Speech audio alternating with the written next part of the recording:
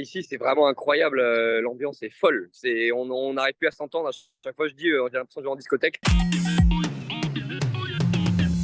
Salut Nicolas, comment ça va? Ça va très bien, et toi, Émilie? Bah écoute, ça va pas mal. J'ai regardé ta finale hier, finale à l'Open des Brisants. J'imagine pas mal de déceptions, le sentiment qu'à peu de moments vous avez pu les inquiéter hier. Ouais, bah, très déçu d'avoir eu un niveau de jeu bas sur cette finale. On a eu un très bon niveau de jeu tout au long du tournoi, dont samedi en quart de finale et en demi-finale, on a très très bien joué.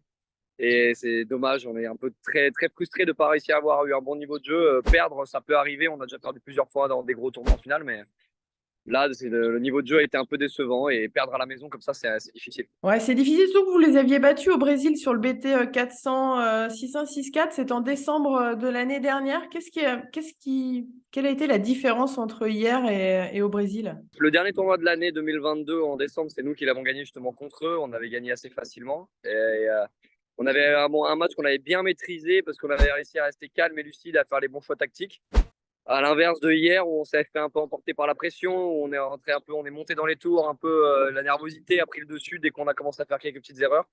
Et ça nous a, on a encore moins bien joué après ça, alors que la dernière fois au Brésil, on avait réussi à rester bien calme et à faire les bons choix. C'est vrai que ça s'est senti. Alors, le public, mais en fusion de folie, c'était incroyable. Au début, il y a une espèce d'ovation quand le speaker annonce ton nom. Il y a le sourire, mais là, il y a quoi? Il y a le sentiment aussi d'une espèce de chape de plomb, de pression supplémentaire. Ici, c'est vraiment incroyable. L'ambiance est folle. On n'arrive plus à s'entendre. À chaque fois, je dis, j'ai l'impression de jouer en discothèque. Et je n'arrive pas à entendre mon partenaire, même quand je lui parle collé à l'oreille. Mais non, moi, ça me rajoute pas une pression supplémentaire. J'adore jouer avec cette ambiance. Et en demi-finale, c'était exactement pareil. Il y avait une ambiance de folie. Et j'ai réussi à très, très bien jouer. Moi, j'adore cette ambiance-là. Ça me pousse vers le haut. Mais j'ai pas réussi à bien m'en servir hier, malheureusement. T'es numéro 3 mondial aujourd'hui, tu te rapproches de la place de numéro un. Ça aussi, ça doit te faire plaisir. C'est juste voilà, une place qui déjà est top. Pour être numéro un, allez, qu'est-ce qu'il te faut encore de plus? Quelques petits détails, réussir à bien gérer quelques finales quand on va jouer contre Capelletti Ramos, parce que justement, c'est l'équipe qui est numéro un mondial et donc, du coup, c'est eux qu'on doit battre pour passer devant. Donc là, ils reprennent un petit peu d'avance, enfin, ils gardent leur avance en gagnant ce tournoi-là.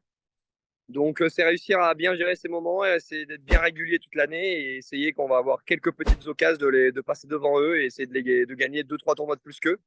Et c'est ça qui va faire la différence à la fin de l'année. On est juste à deux ou trois tournois derrière eux en termes de ranking et ça pourra passer. Ton ascension, elle est folle. Il y a 2 ans, tu étais 20, ensuite 15. Là, tu es troisième mondial. Qu'est-ce qui a changé? C'est quoi? C'est dans l'approche? Dans quel domaine tu as évolué? Est-ce que tu as changé quelque chose ou c'est juste une progression, on va dire, naturelle et normale? Ah bah c'est effectivement depuis quelques années, pour l'instant je suis que en progression, je suis jamais redescendu au ranking.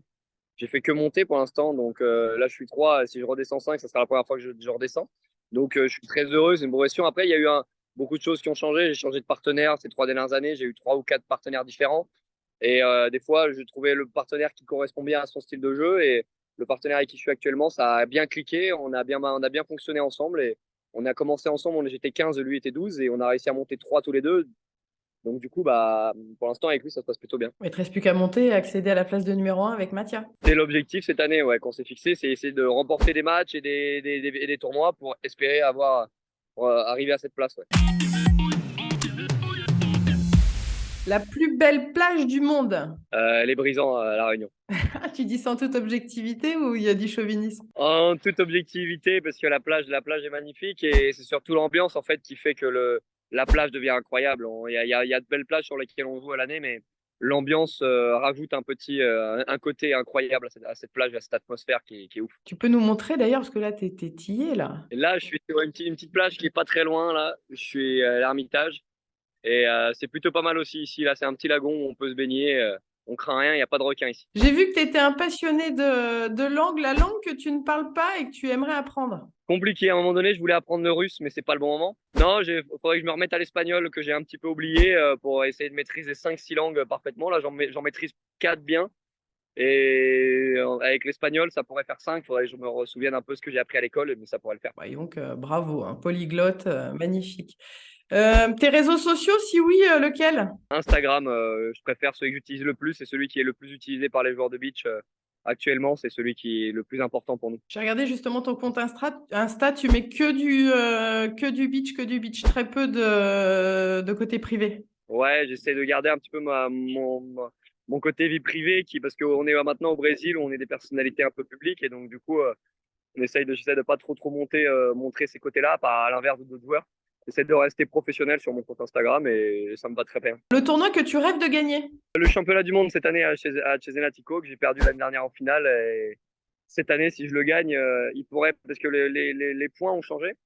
Le calcul des points ont changé. Donc, du coup, si je gagne ce tournoi-là, c'est possible que je devienne numéro 1 mondial après cette victoire. Ce serait juste exceptionnel. En tout cas, on va suivre ça avec beaucoup d'attention. Et dernière chose, prof de sport ou prof de beach? Prof de beach. Maintenant, ma vie est tournée autour de ça. Donc, j'espère y rester au maximum. Est-ce que tu as eu ton CAPES? Non, j'ai que ma licence. J'ai que ma licence TAPS et j'ai arrêté en quatrième année, début du master pour me consacrer au beach entièrement. Bon, bah, merci beaucoup. Puis on va suivre ça. Franchement, là, tu te rapproches de la place de numéro 1. C'est tout ce que je te souhaite pour cette saison 2023. Merci beaucoup. Merci beaucoup, Nicolas.